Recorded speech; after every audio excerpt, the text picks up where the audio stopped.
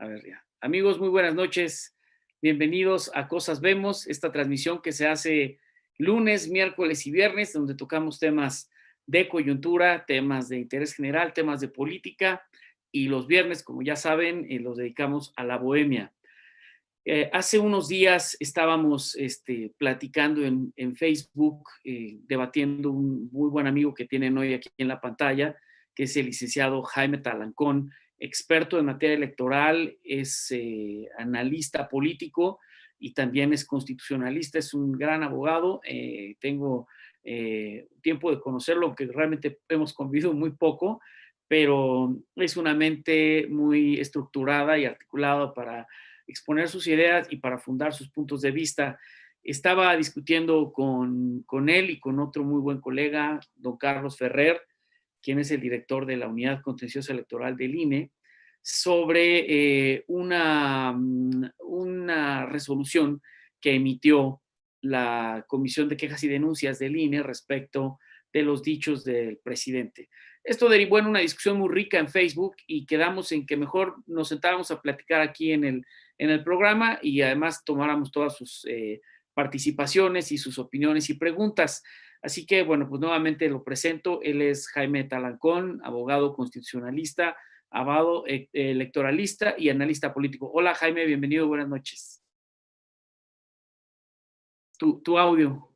Hola, mi querido maestro, qué gusto estar aquí y debatir, sacar del Facebook la discusión para pasarla a un poco más en vivo, de una manera virtual, pero también qué gran oportunidad, digamos, para, pues, de una manera amigable, de una manera, en un ambiente cordial, poder intercambiar los puntos de vista, pues, de temas que realmente generan mucha polémica, ¿no? Yo creo que la gente que de una u otra manera estamos involucrados en la cosa pública en mayor o menor medida, pues todo el tiempo nos gusta estar discutiendo y estar opinando y, pues del acontecer público, del acontecer nacional todos los días, y pues es inevitable entrar en la rispidez de las discusiones, pero vaya, la realidad es que creo que no hay cosa más nutritiva que poder intercambiar puntos de vista y poder llegar a puntos de equilibrio, puntos de acuerdo,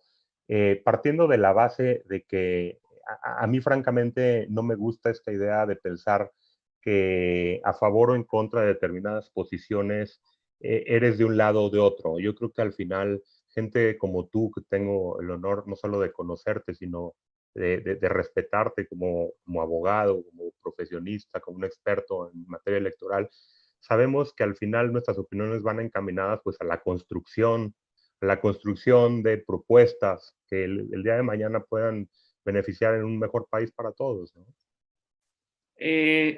Gracias por tus conceptos, Jaime. En efecto, la verdad es que a los que, primero, los que somos abogados, que siempre nos gusta discutir sobre, le llamamos, me van a odiar quienes no sean abogados, ¿no? Las discusiones ontológicas y deontológicas, o sea, lo que es y lo que debe ser.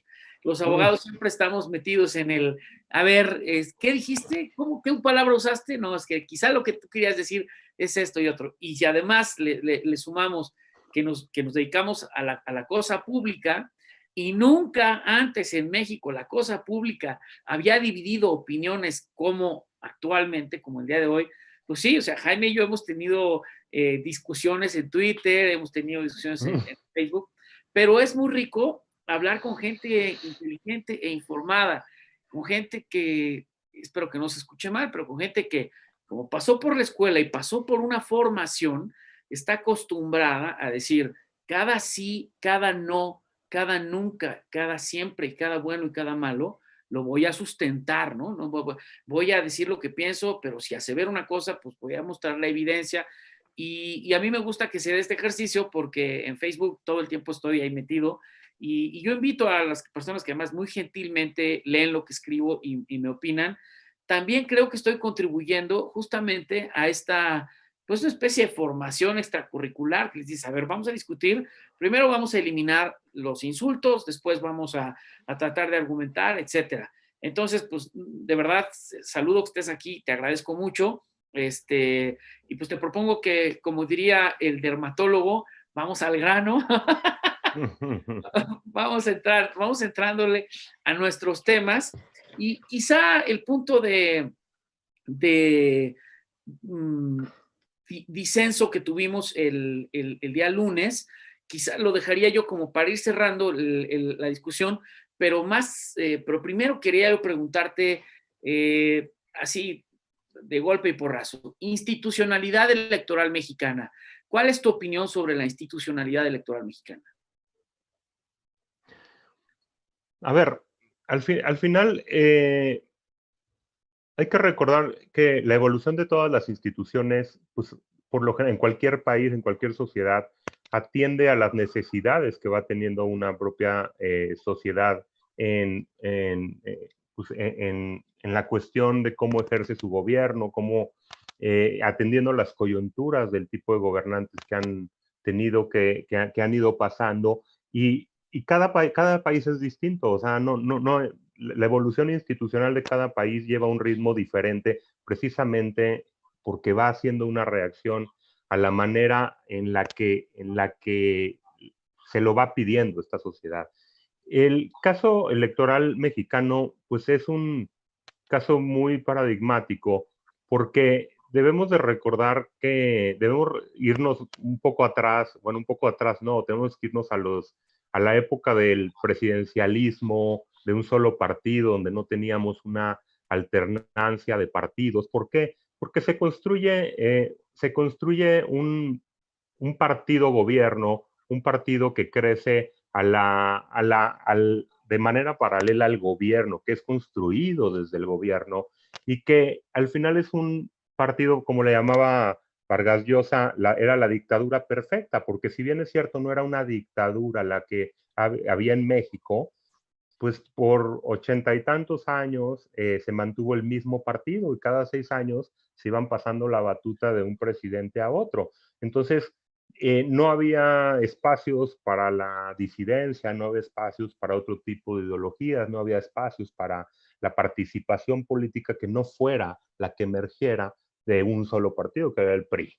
Entonces, en el caso concreto del tema electoral, pues México tuvo que pasar por muchas generaciones, mucha gente involucrada que tuvo que ir empujando y presionando para ir cambiando un modelo en el cual las elecciones se organizaban y se calificaban desde el propio gobierno, desde la Secretaría de Gobernación, y que las elecciones se calificaban en el Congreso, en la Cámara de Diputados, por un colegio electoral dominado por una mayoría del mismo Partido Revolucionario Institucional, para lo cual técnicamente la competencia política era inexistente. Sí, Entonces, ahí siempre, perdón que te interrumpa, ahí siempre hago referencia cuando he tenido la oportunidad de dar una como clase de introducción al derecho electoral y platicar esto que estás diciendo tú, les digo, bueno, pues se votaba, se presumía el triunfo porque en las casillas se había llegado,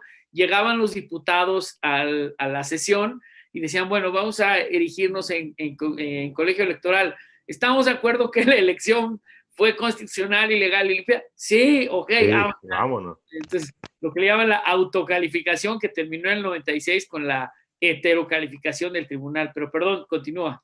No, exactamente. Entonces, hay que entender entonces esto que mencionas tú, de cómo eran juez y parte en la decisión, en la organización y decisión de las elecciones y sin mayor posibilidad de que opinaran otro tipo de corrientes políticas.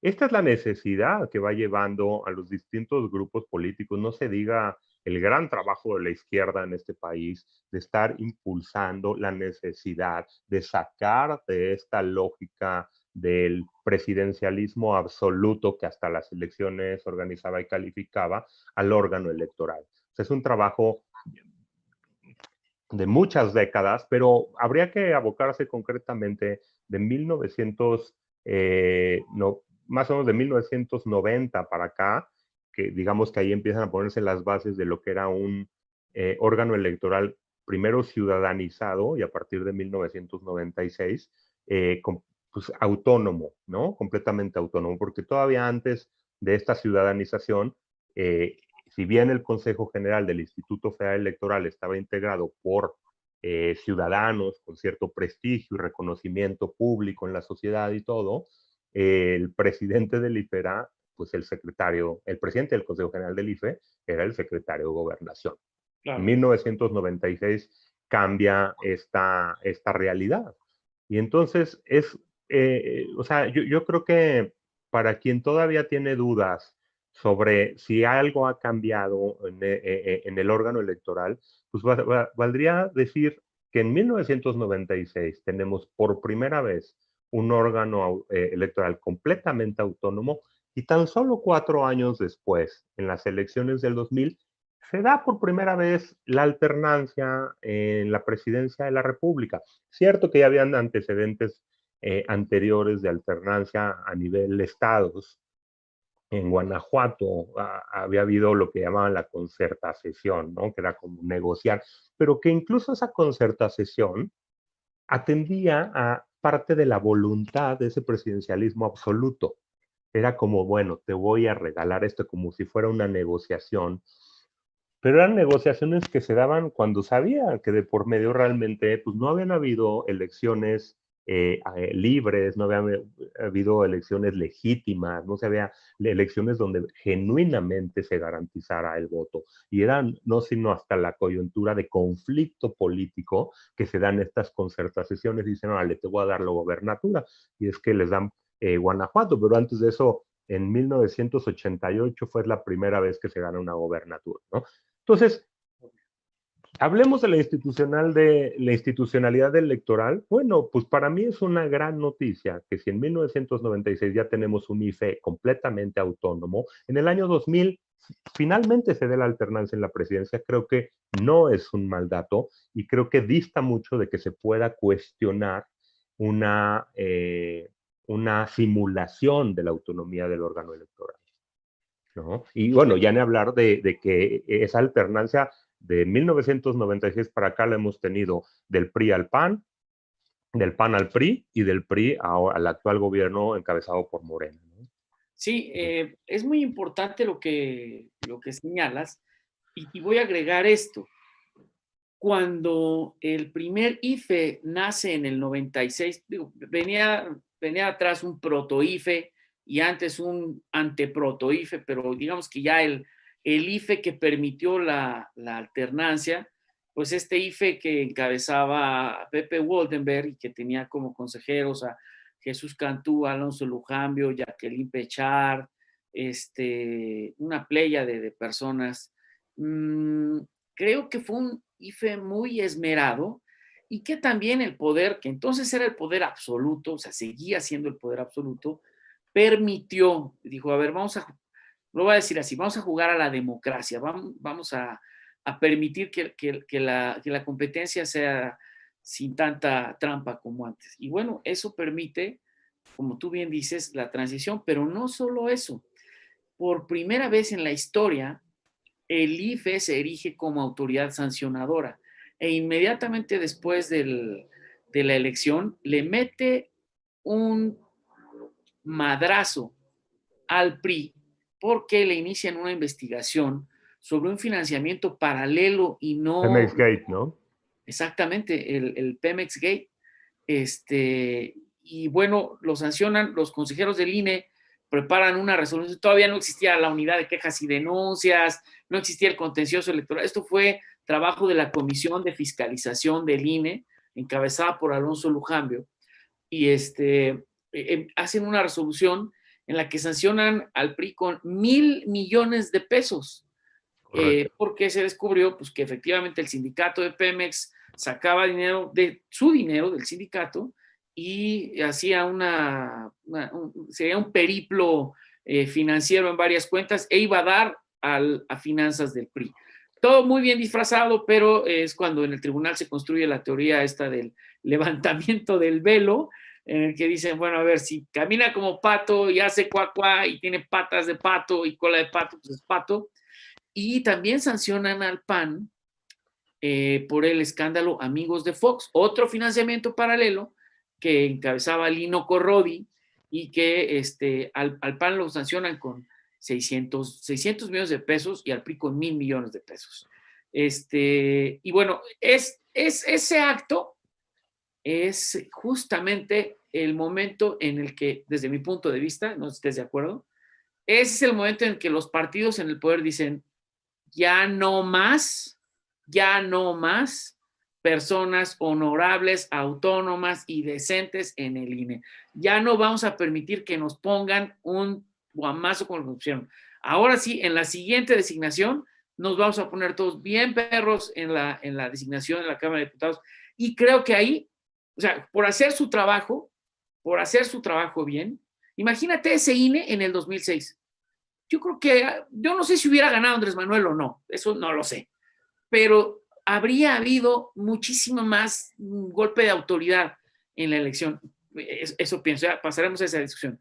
Pero entonces sí, o sea, bueno, no cerrando, sino sumando a tu idea, creo que esta primera institucionalidad electoral, que es de la cual nos estabas hablando, terminó de consolidarse cuando dijo, y además tenemos dientes y además está el tribunal que nos va a apoyar en esto, y pues salieron estos dos asuntos. Pero sigue, por favor. A ver, ahorita que mencionas, además apuntas un tema bien interesante. Además, yo tuve oportunidad la primera vez que yo trabajé en el IFED, fue precisamente en ese Consejo General que encabezaba José Goldenberg, y que verdaderamente en mayor o menor medida era un Consejo General integrado por gente con un gran prestigio, pero más con una gran solidez, no solo académica, sino una gran solidez moral, como servidores públicos. Yo creo que en mayor o menor medida, porque ahorita podemos pasar a temas que yo sé que traes entre tus pendientes, de que ha habido una serie a través de la historia del órgano electoral, una serie de decisiones que pueden ser cuestionables, pero yo creo que hay que hacer balances respecto de la generalidad, o sea, de los resultados finales, no de los casos particulares. Y primero, confirmar lo que estás diciendo, que ese Consejo General del IFE que puso sanciones muy fuertes a sus patrocinadores, o sea, a quienes los llevaron ahí. Y suena muy feo decirlo patrocinadores, porque lo óptimo sería que, a decir verdad, que los partidos políticos no tuvieran nada que ver en la designación de los árbitros electorales, ¿no? Pero ese modelo no lo decidió ni el IFE ni los consejeros electorales. Esa decisión la toman los políticos de todos los partidos.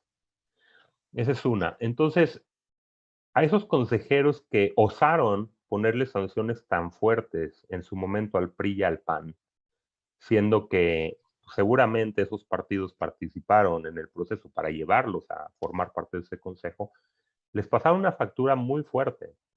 Algunos de ellos verdaderamente los vetaron de por vida para volverlos a impulsar. Qué paradójico estar frente a un modelo del servicio público donde quien hace bien su trabajo o quien hace su trabajo, digamos, apegado a la Constitución y a las leyes, es una persona que va a pagar una factura y que difícilmente puede aspirar a otros cargos públicos, cuando debería ser al revés. Porque más el mensaje en sentido contrario es que lo que necesitamos es gente pues que agarre un papel mucho más partidista y de defensa de intereses partidistas dentro del Consejo del IFE. La otra muy importante que mencionas ahorita, que mencionabas lo de el velo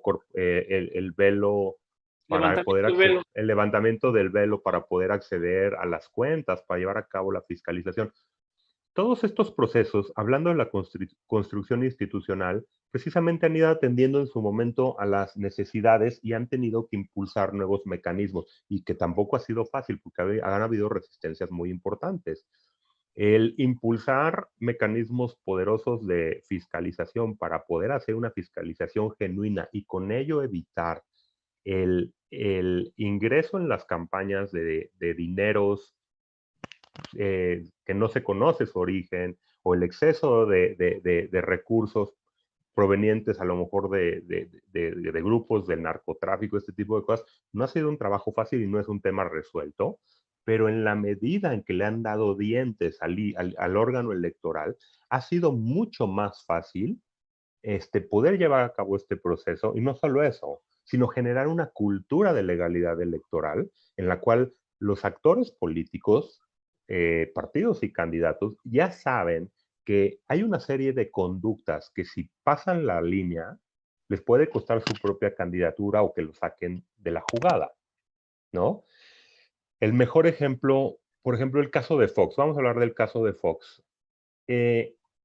Cuando gana un presidente, y en ese entonces califican a un presidente y gana la elección, pero el IFE no tenía los instrumentos para llevar a cabo una fiscalización no solo a fondo, sino en un tiempo corto, ¿cuál debería ser un tiempo corto? Pues antes de que tome posesión el nuevo presidente, Por supuesto. ¿no? Antes de que te paguemos el premio de haber ganado la jugada de póker, necesitamos estar seguros que no traías un as bajo la manga. Claro. Pero como estaba diseñado el sistema electoral en ese tiempo, se te pagaba el premio de la jugada de póker y luego se descubría que traías un as bajo la manga, pero no había manera de decirte, ¿sabes qué? Regrésanos el premio. Y eso, en términos de juego, haciendo la analogía con un juego de mesa, pues se llama que tuvimos un presidente tramposo. Oh, Pero ojo, un campeonato de fútbol, ¿no? O sea, perdón esta interrupción disruptiva, pero así justo lo quería decir.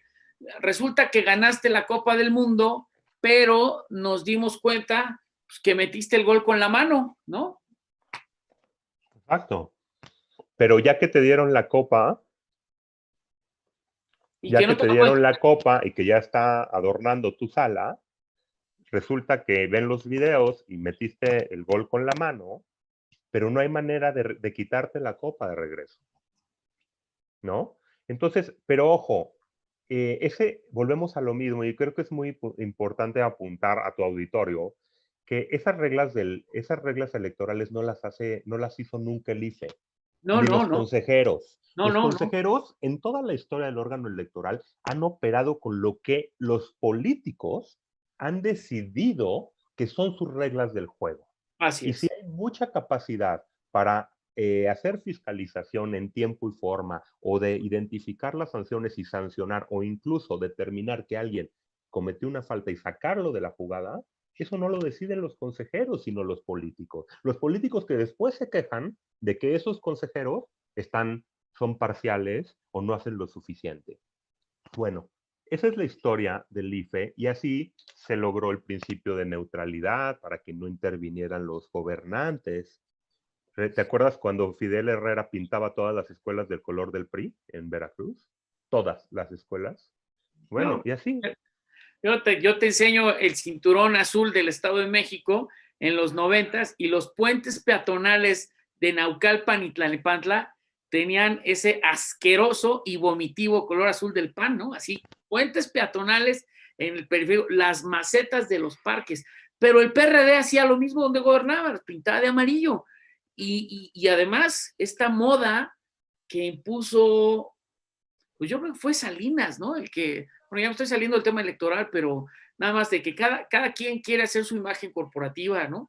¿Te acuerdas que Salinas tenía estas volutas de solidaridad y luego Cedillo, presidencia de la República, era una como resbaladilla de los tres colores con el símbolo del escudo nacional, y luego Fox con su águila mocha, y luego Calderón con su reguilete de colores, y Peña con su diseño románico, así para decir, ya llegaron los que saben, ¿no? El neoclásico, todo con Times New Roman y todo. Y ahora Morena, pues con los colores y las imágenes panfletarias, como si estuvieras leyendo un libro de Y con su texto de águila historia, republicana, ¿no? sí, de tercero de primaria, ¿no?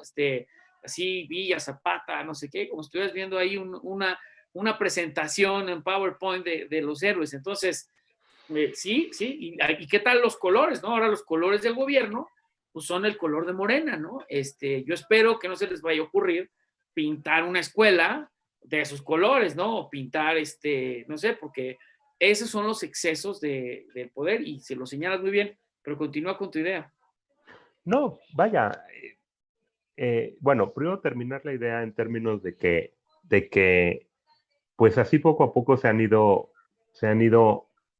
generando nuevos mecanismos, nuevas circunstancias legales y constitucionales. ¿Para qué? Para generar una equidad en la contienda. Eh, un caso, por ejemplo, no me dejarás mentir, posiblemente una de las decisiones más importantes que en materia electoral han tomado es el quitar la libertad de compra de tiempos en radio y televisión Bueno, bueno, a bueno. los partidos, Y cuando fueron a ¿no? gritarles, cuando Pedro Ferrí se fue ahí al Senado y les gritó de cosas a los senadores corruptos y incapaces, porque les quitaron toda la lana de los mexicanos, se la quedaban Emilio Televisa y TV Azcárraga Azteca, y este de TV Azteca. Salinas Pliego, Creo que el de TV Azteca se la sigue quedando. se la sigue quedando. Sí, sí, Entonces, sí. ese, a ver, yo digo, podemos entrar a muchos detalles de cómo se ha ido transformando el órgano electoral y yo creo que siempre para bien y siempre un órgano más fuerte. Y la gente dirá, bueno, pero es que yo siento que no hay, sigue sin ser equitativo. Pero hay que entender que la equidad de las contiendas no es algo que esté completamente en manos del órgano electoral. El órgano electoral tiene un alcance y le corresponde organizar las elecciones y le corresponde hacer una labor de fiscalización y de sancionar y este tipo de cosas. Pero hay muchísimo allá afuera que no puede el órgano electoral tener la capacidad de alcanzar, como es la compra de voto afuera. Y eso sí es responsabilidad de los partidos. Y esos partidos que se quejan de que son inequitativos y les compran votos, así como me dijiste ahorita, al final, así como el PRI pintaba de rojo y el PRD de amarillo, no tengo ahorita claro un caso de si Morena está pintando color morado escuelas, pero al final también hay un tema de congruencia, porque los partidos políticos se quejan de lo que se quejan en un lado es lo que hacen en el otro. Y se quejan de la inequidad en un lado, pero en los estados que gobiernan, llevan a cabo su despliegue de compra de votos, su despliegue de acarreos. Entonces, eh, no podemos aspirar a construir y a consolidar un sistema electoral equitativo y todo si quienes se quejan de que hay una serie de irregularidades electorales y conductas que siguen manteniéndose de clientelismo y de compra de votos, son los mismos que lo despliegan en otros lados. Entonces, Estoy totalmente de acuerdo. Quería yo empezar con este tema porque creo que podemos convenir que tenemos una institucionalidad electoral sólida, instituciones sólidas con reglas sólidas y con reglamentos sólidos, leyes y tribunales, pero no perfectos, ¿no? Y no perfectos como sucede en cualquier gobierno, pero con cuestiones que sí creo que debemos ir como apuntando. Las instituciones, desde mi punto de vista, las instituciones no son las personas. Y alguien me diría, ¿y entonces qué son las instituciones si no son las personas que las construyen? Bueno, yo diría, las instituciones no son una sola persona. O sea, el INE no es Lorenzo Córdoba, el INE no es Ciro Murayama, el Tribunal Electoral no es el magistrado Vargas.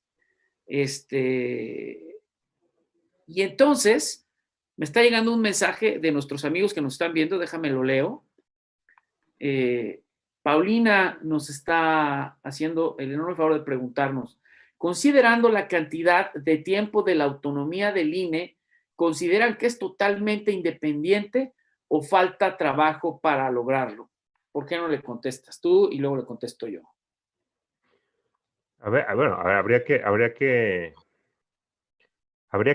habría que identificar cuáles son los objetivos del Instituto Nacional Electoral, garantizar elecciones libres, garantizar elecciones auténticas y garantizar que se reconozca los triunfos electorales.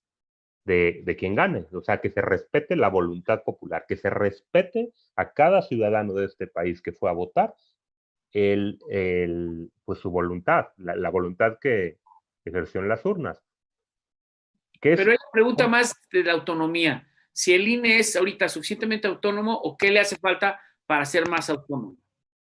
No, yo creo, yo no tengo la menor duda de que el INE es completamente autónomo. Y en todo caso, si tuviera dudas de la autonomía del INE, es por vicios en el diseño, y es un diseño que ya no debería de existir porque ya no tiene razón de ser, y es que tiene metidos a sus regulados en su propio Consejo General.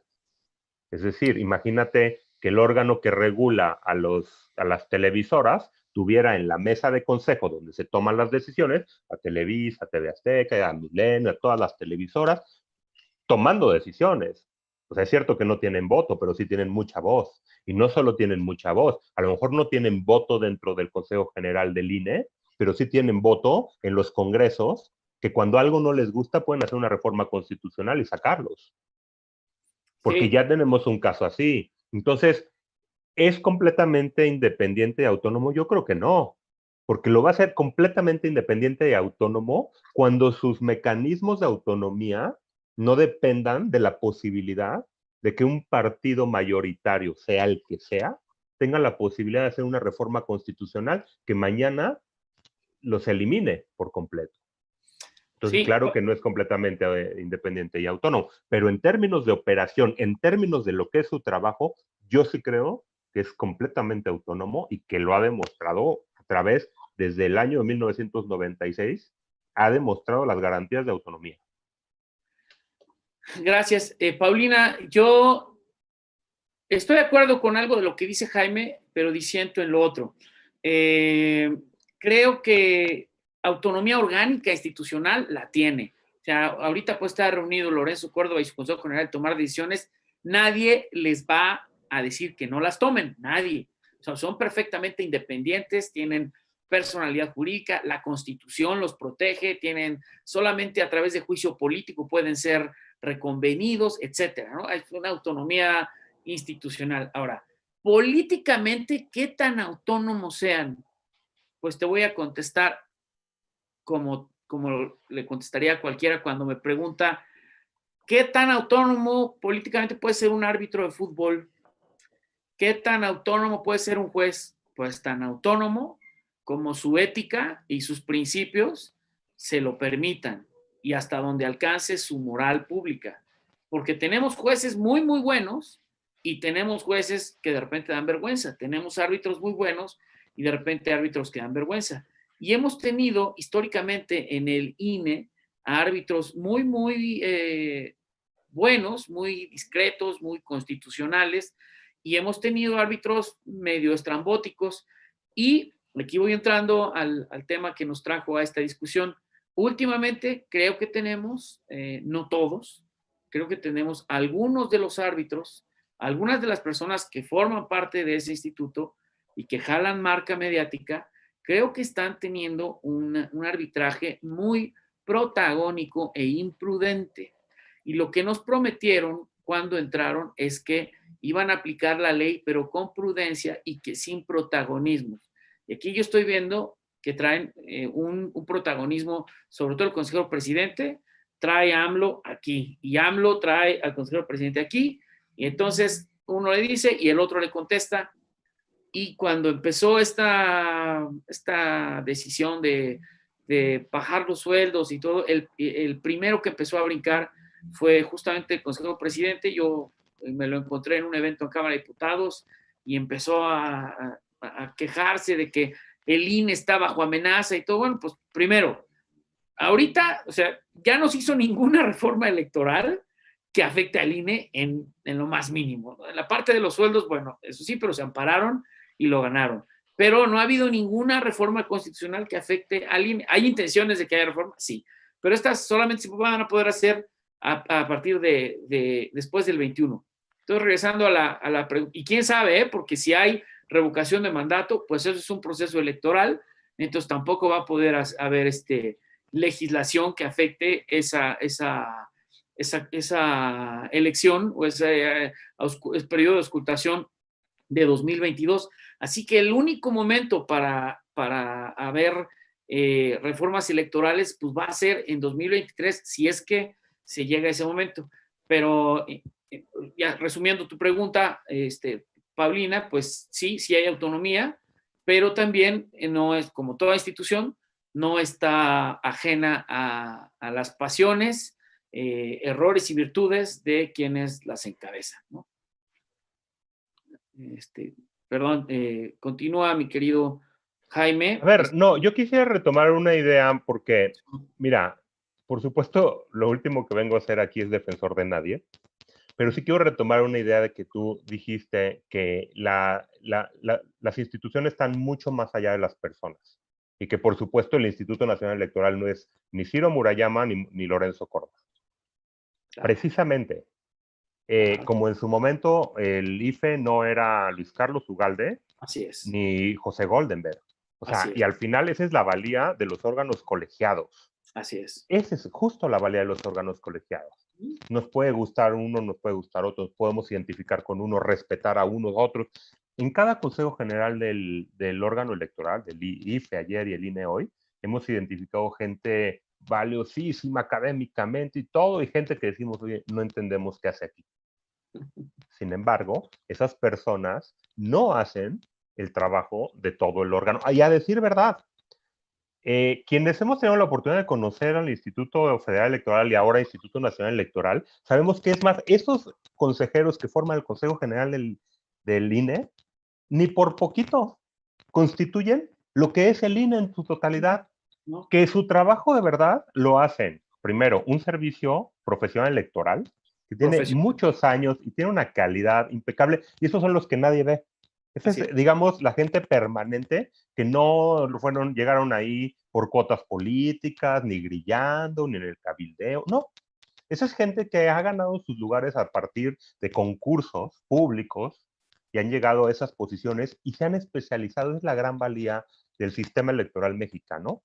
Así Y es. el otro factor más importante es que las elecciones, y suena, y a lo mejor suena trillado, pero las hacen los ciudadanos, las cuentan los ciudadanos.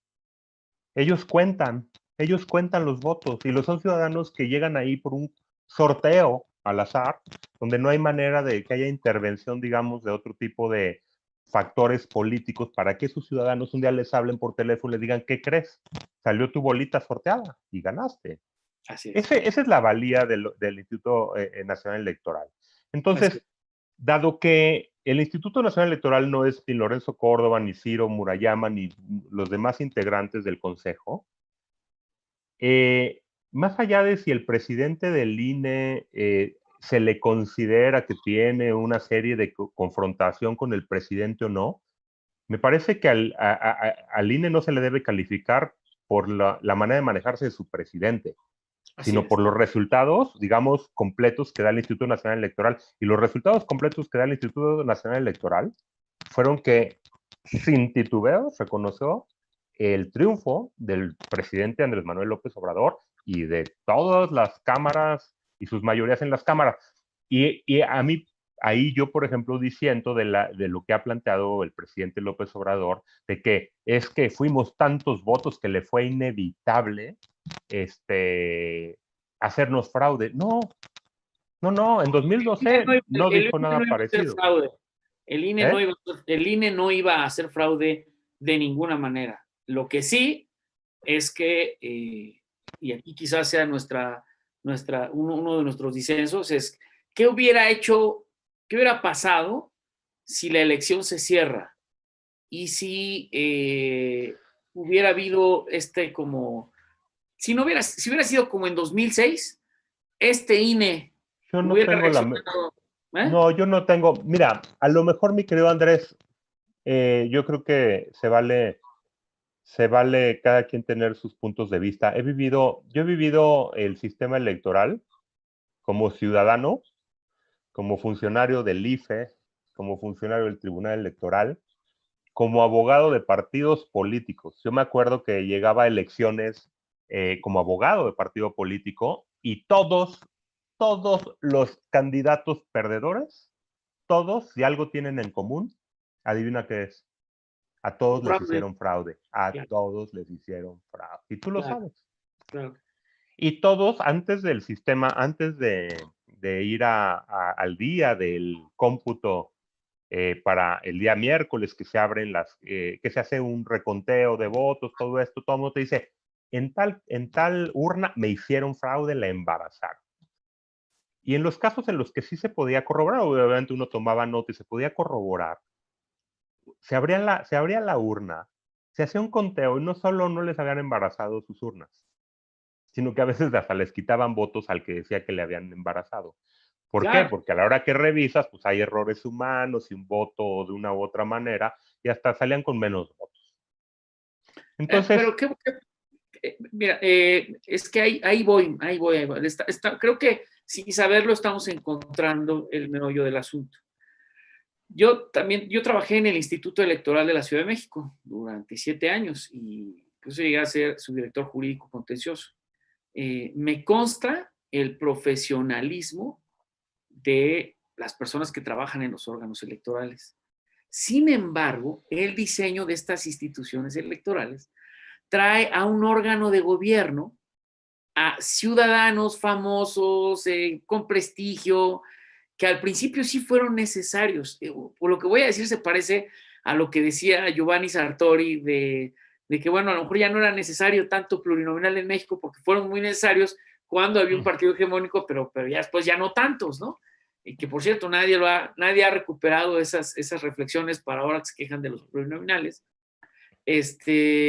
Lo mismo, creo que se necesitaba un órgano ciudadano y entendemos ciudadano, no nada más al ciudadano de pie, necesitamos ciudadanos que se hubieran destacado por su interés en política, por su interés, por su moral, como en su momento fueron Santiago Krill, Pepe Waldemar y todo eso. Entonces, fue un órgano ciudadano, pero de repente como que se convirtió en, vamos, y aquí no vas a dejar mentir, o sea, ya salió la primera generación, yo voy a alternancia, bueno, pero ahora, como ya tenemos que cuidar quiénes son los que conforman este órgano de gobierno, entonces sí vamos a hacer un concurso estilo Señorita México y vamos a poner quiénes van a ser la burocracia dorada, estos vacas sagradas que son así como si fueran entre ministros y magistrados y diputados y senadores con poder político, asesores, coches, choferes, y se pervirtió eso. Creo que a lo que estamos llegando de conclusión, bueno, no de conclusión, más bien a lo que nos estamos acercando, es a la idea de que el INE no necesita ese órgano de gobierno, no necesita ese órgano que politiza, ese es mi punto de vista, que politiza todo y que tiene a un consejero queriéndole decir al presidente de cosas y a otro consejero diciendo imagínate, perdón, pero imagínate la audacia de Lorenzo, la democracia está en peligro. Oye, maestro, ¿cómo te atreves a decir eso? Si tú mismo acabas de certificar la elección más democrática del mundo, lo primero que hace el presidente es decir, oye, vamos a bajarle los sueldos porque ustedes son es lo que provoca. La democracia está en peligro. No, está en peligro tu chamba, está en peligro tu coto de poder, está en peligro este rollo de que se reúnan los diputados en San Lázaro y decían, bueno, ¿quién te toca? ¿Quién te toca? ¿Quién te toca? Y espérame, algún día o tú o yo vamos a estar en esas listas, diciendo, si a lo mejor yo propongo a Jaime, yo propongo a Andrés, yo propongo para consejeros, porque pues, hemos estado y conocemos cómo funciona la materia electoral, pero creo que este diseño está generando ahorita una perversión, a lo mejor provocada por el propio presidente, pero no necesitamos un órgano que se convierta en un actor político. Eso no lo necesitamos. Necesitamos un órgano que diga, presidente, si usted tiene alguna queja, preséntela por escrito y lo resolvemos con mucho gusto en el tribunal. Mientras, usted dedíquese a gobernar y déjenos a nosotros organizar elecciones. Y hasta ahí, ¿no? O sea, es como hasta ponerlo en su lugar, pero no decirle, y lo volvió a decir hace 2 días, ¿no? La democracia está amenazada. Qué peligrosas declaraciones del presidente del INE. Perdón, le abriendo la bola. a ver, a mí sí te soy franco, pero es una visión verdaderamente, de verdad, de corazón te lo digo, no tiene ningún tipo de tendencia de partido, ni mucho menos. A mí yo sí te digo una cosa, con la mucha o poca experiencia que yo he tenido en el trabajo electoral, a mí sí me preocupaba desde un principio, desde que empezó el gobierno, dije, va a ser todo un tema el hecho de que haya, por ejemplo, las mañaneras dentro de un proceso electoral. Porque además no son mañaneras que se hayan distinguido por abocarse al tema necesariamente del trabajo gubernamental diario. O sea, es Informativo. decir, la pandemia y eso, sino que también se ha utilizado el espacio de las mañaneras para cuestiones, para involucrar temas político-electorales. Sí, O sí. sea, hay medios que señalan que el proceso electoral 2021 pues arrancó en la mañanera cuando revela el presidente que hay un grupo, el BOA, que busca hacerle choque electoral para el 2021. Esos temas creo que no deberían estar en el espacio de la presidencia de la República.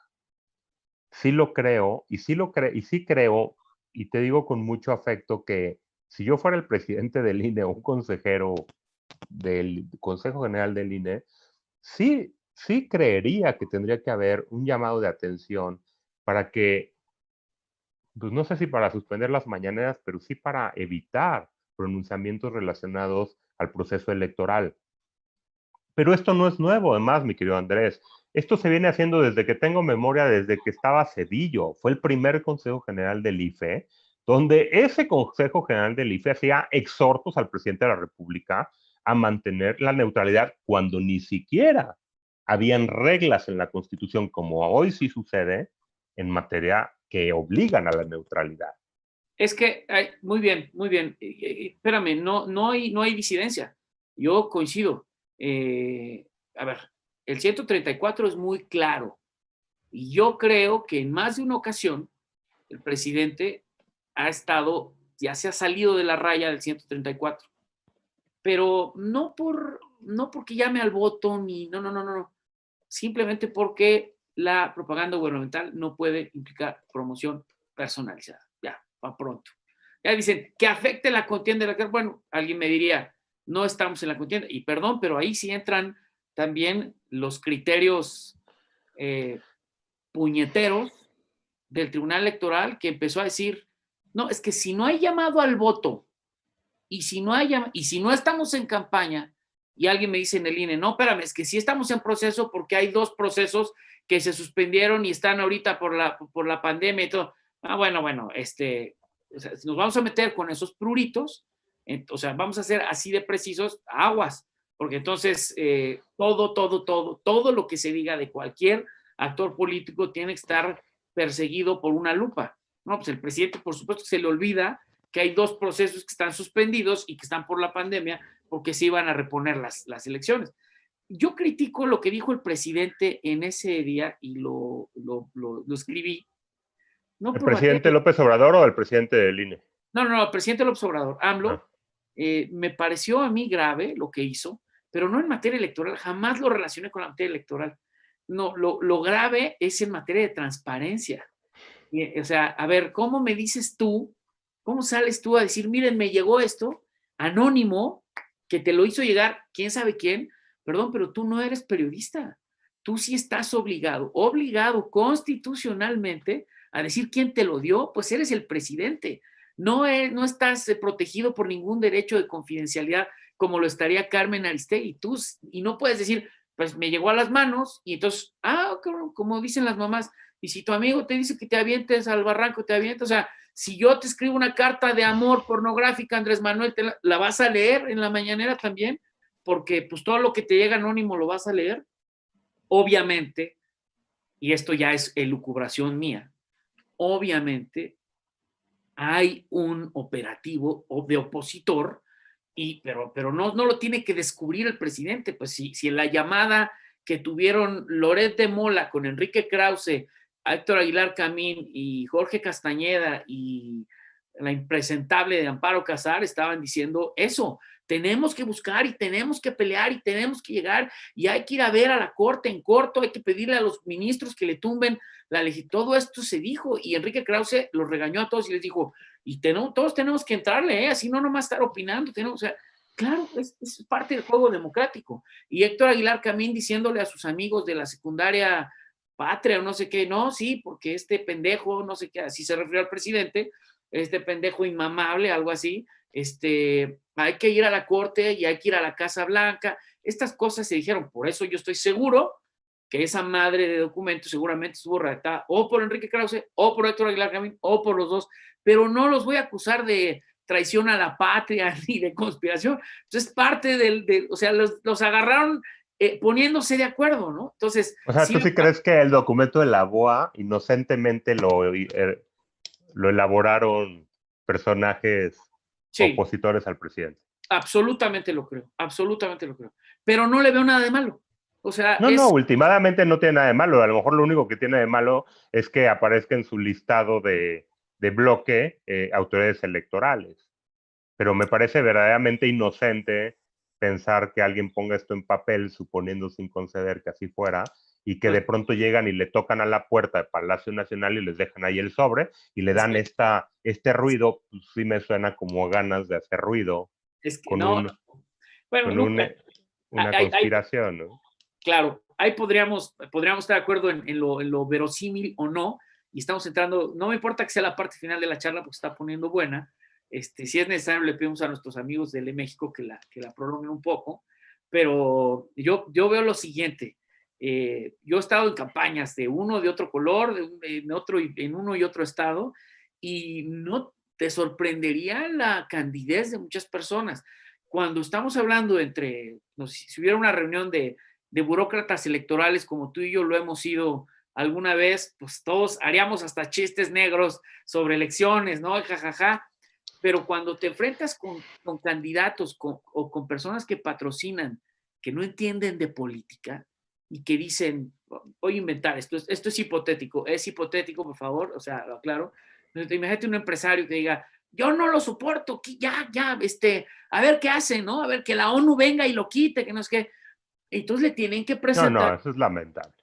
sí, le tienen que presentar un plan y ese plan sí tiene que explicarle al financiero, al que va a decir, a ver, sí, a ver, mira, vamos a ver esto. Si el propio Héctor Aguilar Camín lo dijo en su llamada, pero ahí está, o sea, dijo, hay que ir a ver en corto a los ministros para convencerlos de que le tumben las...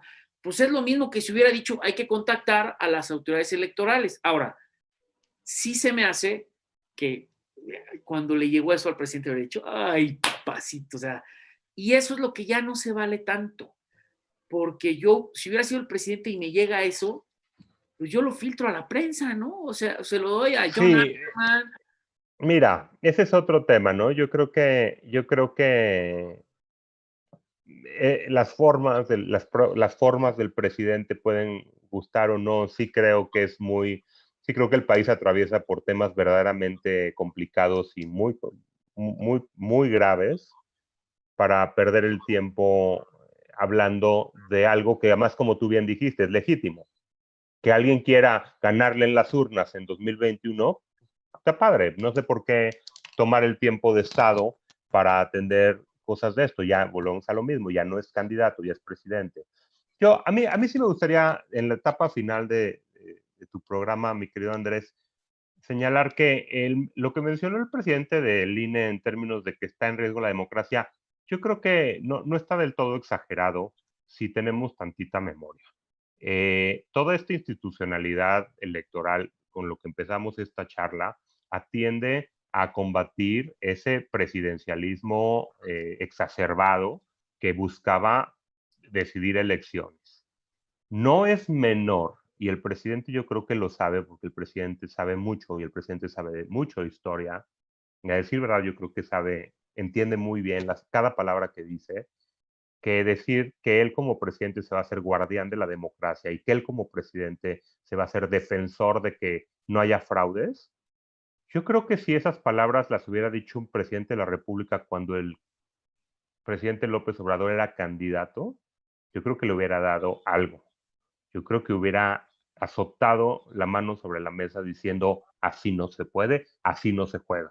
Claro, claro. Eso no es menor o sea, tú y yo no somos tan grandes, o ya un poco más grandes, pero nos ha tocado vivir toda esta evolución. Habla por ti, güey.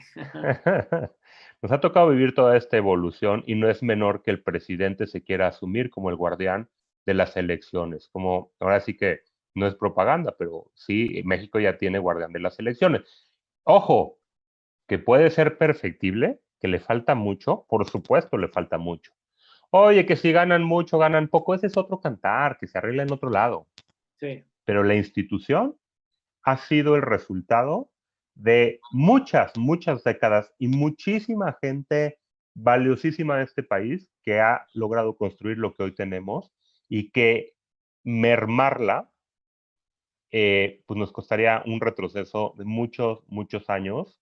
eh, y creo que en esa parte sí creo que tiene razón Lorenzo Córdoba en que hay amenazas de riesgo a la democracia, de un retroceso sobre todo, ¿no? Mira, te voy a decir por qué disiento y entiendo lo que tu idea la entiendo, o sea, es cierto. Si hubiéramos escuchado a Peña Nieto, bueno, pues cómo nos pusimos cuando el otro impresentable de Fox dijo, lo que estuvo en mis manos yo lo hice para que este personaje no llegara. Bueno, pues, o sea, ¿de qué se trata? Y yo creo que en esa clave se leyó lo que Andrés Manuel dijo. Yo no soy el vocero de Andrés Manuel para interpretar lo que Andrés quiso decir. Pero sí tengo mi punto de vista. Creo que fue un mensaje para los gobernadores. Creo que fue un mensaje de decir, si ustedes, porque como se ha manejado con rollo de, a ver, de hecho, se lo ha respetado, los gobernadores casi casi le mientan la madre, unos, o sea, no lo quieren, algunos, ¿no? Entonces dice, sí, pero creo que al decir eso, les dijo, ni crean que vamos a permitir como federación que ustedes de repente anden ahí comprando, llevando, o sea, para eso está la fiscalía, que es de la federación, no es del presidente, ¿no? Está, perdón, la policía, la Guardia Nacional, está el ejército y estamos los ciudadanos. Yo creo que eso es lo que quiso decir. Ahora, me encanta, voy a comprar tu argumento, que Sí, sea un mensaje a los gobernadores, nomás pregunto a qué gobernadores, sí, claro. porque si es solo a los gobernadores que no son de su partido, ahí No, tenemos un problema, porque en claro. temas de corrupción, los mensajes solo son para los que no son de su partido ni de su gobierno, Eso, porque yo no he visto pronunciamientos contra la corrupción de los señalamientos que se le han hecho a Bartlett. Ya no me voy a meter con la secretaria de la Función Pública porque quiero darle el privilegio de la duda al nuevo gobierno para que no parezca que se le está atacando. Pero Bartlett es un impresentable. Y Bartlett, ese sí podemos pedirle cuentas para que nos hable de institucionalidad electoral. Y cuando sale el tema de sus fortunas, se compra un cuento de que no, yo no, mi hijo y mi esposa, que no es mi esposa, es mi novia, y ahí no se señalan. Entonces, cuando me dices, a lo mejor es un mensaje a los gobernadores, pues espero que sea a todos. Porque ojo, si pero vamos a medir, ese es el problema, mira, al final, ese es el problema de que los funcionarios y los poderes hagan trabajo que no es el que le corresponde. Por eso no le tocaría, por eso se ha pedido mucho que haya una fiscalía autónoma anticorrupción, para claro, que no sea el presidente quien tenga que ser juez y parte de claro. sus propios, de la gente. Yo no tengo la menor duda de la integridad del presidente, pero en el pasado, en la Ciudad de México, vimos que el presidente tuvo que cargar con los costos de corrupción de sus colaboradores. Que ojo, si tú me invitas el día a trabajar mañana, tú no puedes tener bajo control que yo sea un agente íntegra o no. De eso tú no te tienes que hacer responsable. Te haces responsable cuando dices que se actúe conforme a la ley, ¿no? Y es Sí, lo mismo en la materia electoral. a ver, te diría, Bartlett tiene cuentas pendientes con todos los mexicanos, ajá, pero ese mensaje fue, o sea, cuando yo estoy interpretando, lo interpreto para los gobernadores, por cómo sabemos cómo se maneja en los estados el poder absoluto y corruptor de los gobernadores, ¿no? Yo sí lo sé, lo he vivido de un lado y de otro y dices, ah, cabrón, no, es como el señor feudal de poder absoluto en un estado. Y creo que entonces hay que volteársela así al presidente.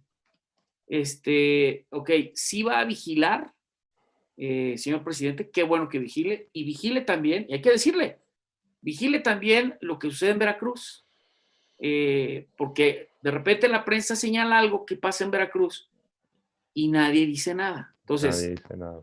está bien, o sea, por mí, pues el presidente saque usted la espada de Damocles y empiece a cortar cabezas, ¿no? Lo que, después él aclara, yo voy a denunciar, ¿no? Lo acota. Entonces, cuando le digan, oye, tú no te metas porque para eso está el INE, tienen razón, porque el INE en el 41 organiza, no dice vigila, nunca dice vigila. Para eso está la fiscalía y el tribunal para otra cosa, que sabemos que no es ninguna de estas dos. Pero entiendo el mensaje, o sea, entre bomberos no nos pisamos la manguera, o sea, no te metas en nuestro ámbito de acción. Sin albur. Sí. Ahí yo contestaría lo siguiente: AMLO no es Fox, AMLO no es Peña, y si AMLO dice eso y alguien piensa lo mismo, o sea, no tiene elementos, esa persona que desconfía de AMLO no tiene los elementos, y ya estamos en terreno subjetivo, no tiene los elementos que nosotros sí teníamos para decir, oye, el gobernador Figueroa de Guerrero dijo que se va a convertir en el vigilante de las elecciones. No, pues todo el mundo escóndase. Pero, ¿qué quieres decir con que AMLO no es Fox ni es Peña? Sí, AMLO no va a comprar urnas. AMLO no va, y no lo digo, no estoy prediciendo el futuro, sino me refiero a su devenir como político. AMLO no va a llegar con matones a llevarse una casilla como pasa en Hidalgo, ¿no? AMLO no va a gastar, no va a tener un Pemex Gate, no va a tener, porque no tenía estos poderes, ¿no? Ya después. De acuerdo, ajá, pero no deja de ser un sujeto regulado. sí. Es un político. Sí. Como político, por muy buenas intenciones que él diga, él tiene intereses políticos, como todos los políticos. Esa es la chamba de los políticos. Sí. Y su chamba de los políticos es, sobre todo, pues mantenerse en el poder. Claro. Y consolidar su cuarta transformación, que me parece sumamente legítimo. Ajá. Más que si yo te digo que yo, además de tener intereses en mantener mi cuarta transformación, yo voy a ser el guardián de las elecciones, pues tú vas a decir, oye, pues eres juez y parte. Pero hoy AMLO, y si hubiera sido otro. Sí, no, cualquiera le diría al presidente, su labor no es ser guardián de las elecciones. Yo, insisto, creo que lo dice para avisarles políticamente a los gobernadores que pues va a estar pendiente, ¿no? De que no se vayan a pasar de la raya con todo de cargar despensas y todo. Me parece que está bien que le digan, ya hay un guardián de las elecciones, pero de ahí a decir, la democracia está en peligro, pues no, porque ni siquiera hay ambos conocemos al diputado Sergio Gutiérrez, que presentó una serie de iniciativas hace unos meses, es amigo mío, probablemente tú también lo conozcas, diciendo, bueno, pues vamos a recortarle la mitad del financiamiento a los partidos y vamos a desaparecer los soples, una serie de iniciativas interesantes, atendibles, opinables, debatibles todas, pero el propio presidente dijo, no le vamos a entrar a eso, no estamos ahorita para hacer cambios en la materia electoral. Se terminó ya el tiempo de la posibilidad de hacer reformas, ya tenemos que entrar al proceso con las reglas que haga el INE, porque ya no hay nadie más, que constitucionalmente nadie más puede tocar una sola regla para las elecciones, nadie. No, pero las reglas no las hace el INE. No, pero ahora el INE sí va a tener... Las opera, las aplica. Claro, pero va a tener que cambiar. Las reglas las hacen los políticos. Sí, pero, por ejemplo, si la pandemia rebrota y no puede haber reuniones preparatorias en los órganos colegiados para organizar casillas, designar representantes, todo lo que sabemos, el INE, con base en sus facultades, tendrá que emitir acuerdos diciendo, bueno, tomando en cuenta esto y estas facultades que tenemos, pues vamos a alterar los calendarios, lo prevé la propia legislación, ¿no? El INE tendrá la facultad de modificar los calendarios en la medida que las circunstancias lo prevean. Por supuesto, el INE no puede legislar, nadie puede legislar ya ahorita, nadie. Entonces, creo que, insisto, ahí es cuando empiezo a desconfiar, no del INE, empiezo a desconfiar de la centralidad de Lorenzo, porque para mí es, a ver, ¿cómo se lee internacionalmente que el presidente del Instituto de las Elecciones diga que la democracia está en peligro. Pues es empezar a generar un ambiente de, oye, pues, ¿qué está pasando en México? Y yo ahí sí soy fan de la teoría conspirativa o conspiradora, no sé cuál sea el sufijo, si conspiradora o conspirativa, que si se ponen de acuerdo muchos, como ya vimos que alguien lo sugiere, pues puedes crear lo que pasó en Bolivia, ¿no? En Bolivia fue el propio Evo el que se pasó de la raya, pero se crearon condiciones, dijeron, sí, es que aquí hay una dictadura. Pienso que ciertas pulsiones que detecto particularmente en Lorenzo y en Ciro, son pulsiones de como, así de que pasé y te rocé y, ¡ay, me pegó, me lastimó, llévenme al médico! Como para llamar la atención. Pero bueno, esa es mi percepción, ¿no? Pues mira, ya nos pasamos 6 minutos. Le voy a preguntar a nuestro amigo si todavía hay tiempo para hacer unas conclusiones. Ya nos están mandando una pregunta en Facebook. Pues creo que ya la contestamos.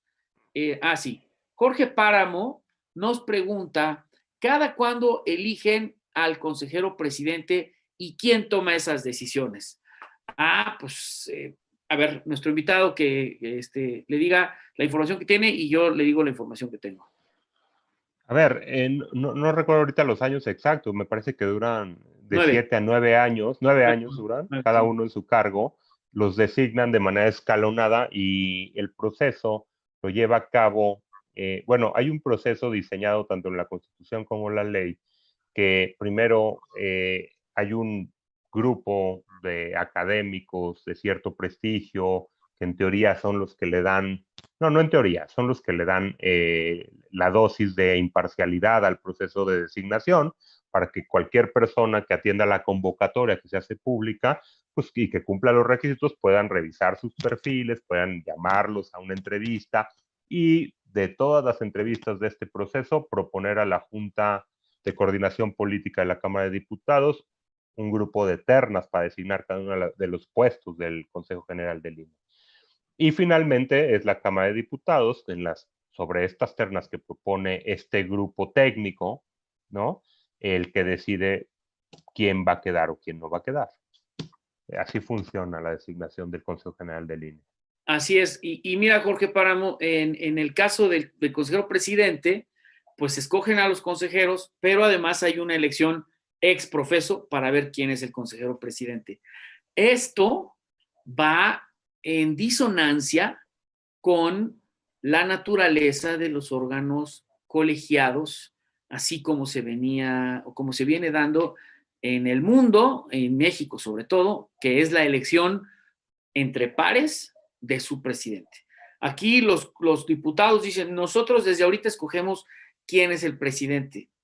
¿Cuáles son los criterios que utiliza un legislador o un partido para de entre todas estas personas decir, y este va a ser el jefe de todo? Bueno, no el jefe, el presidente.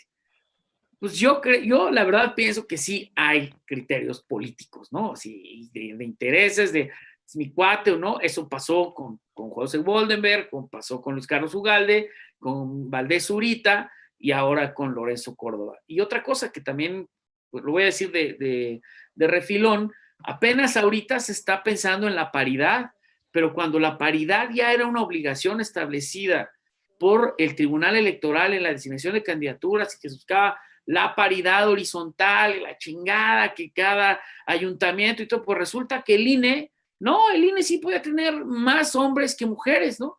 Pero eso sí, cuando los consejeros del INE escogen a los consejeros en una facultad que se pasa el federalismo por el arco del triunfo, escogen a los consejeros de los institutos electorales mal llamados OPLES, pues en la medida de lo posible también ponen hombres y mujeres, pero pues si no, también hombres. Entonces, es una especie de lo hago porque puedo. Entonces, la legislación prevé que al consejero presidente se le elige de manera, bueno, no distinta, sino en un proceso alterno a los otros consejeros y dura 9 años. Si tú me preguntas, Jorge, yo preferiría que se elijan a 11 consejeros como son ahora y que entre los 11 cada año, de manera muy democrática, cada año o se rote o se elija, ¿no? Ahora, porque eso pasa, por ejemplo, en el Tribunal Fiscal, antes Tribunal Fiscal de la Federación, hoy Tribunal Federal Administrativo, pasa en la Suprema Corte de Justicia, pasa en el Tribunal Electoral, pasa en los colegiados de circuito, pasa en las juntas de conciliación, son órganos colegiados. Entonces, ¿por qué hay otro órgano superior que me impone al presidente? ¿No? Me parece que es poco democrático, pero ese es el formato. No, pero voy más allá. El presidente es solo uno de 11 Sí, de 11. consejeros. Sí. Vale gorro. O sea, sí, ¿con qué criterio se designa la Cámara de Diputados al presidente del INE?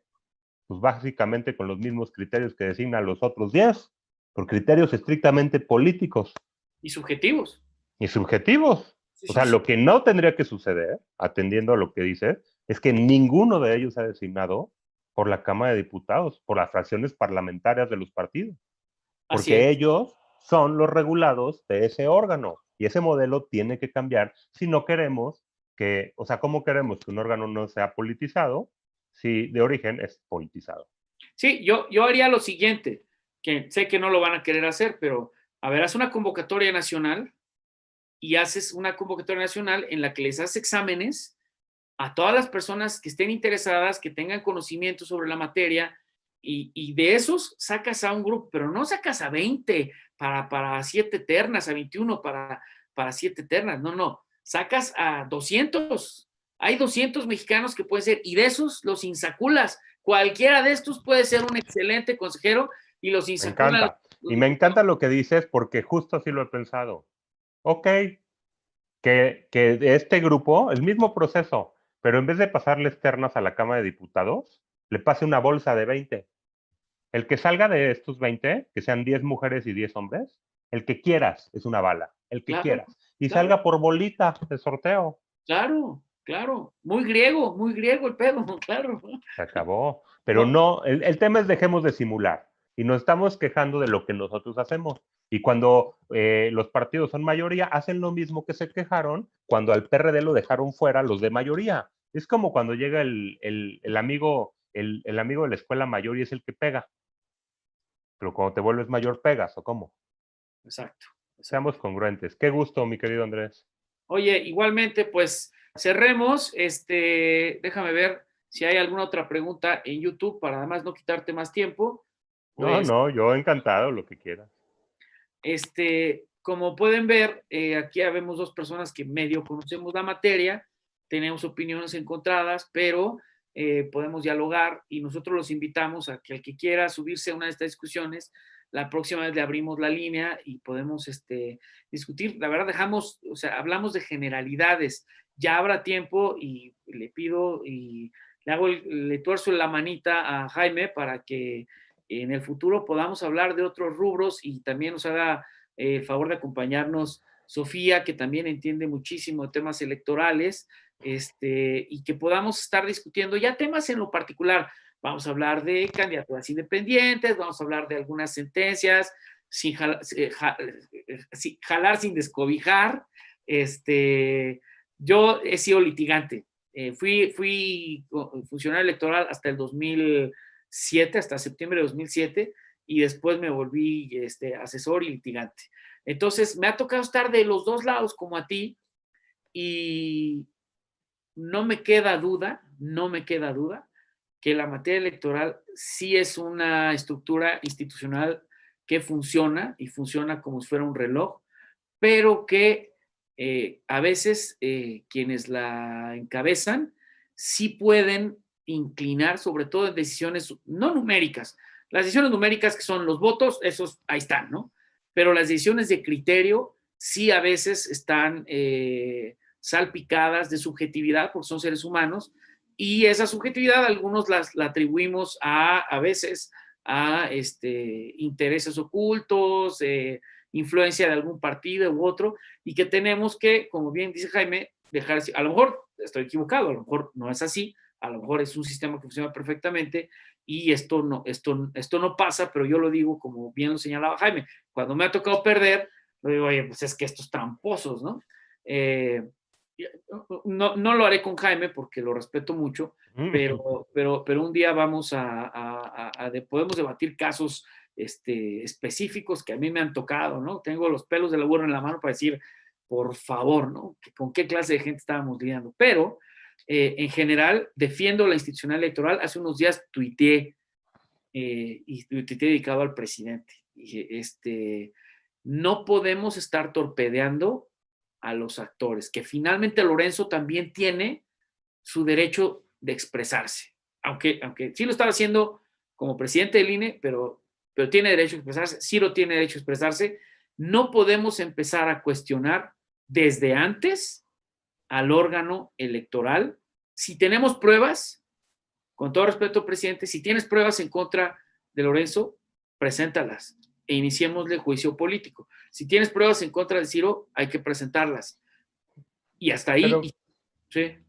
Pero mira, Andrés, yo hace poco en el mensaje que te compartí decía que, a ver, Lorenzo y Ciro se van a ir, pero el INE se va a quedar. Sí, y ese INE nos corresponde a todos cuidarlo, porque van a llegar otros y a algunos les va a caer bien y a otros mal, ¿no? O sea, es un tema independiente. Simplemente recordar que ese INE, con ese Lorenzo y ese Ciro, por eso digo, ellos son irrelevantes, ellos no son una pequeña piecita en este gran órgano.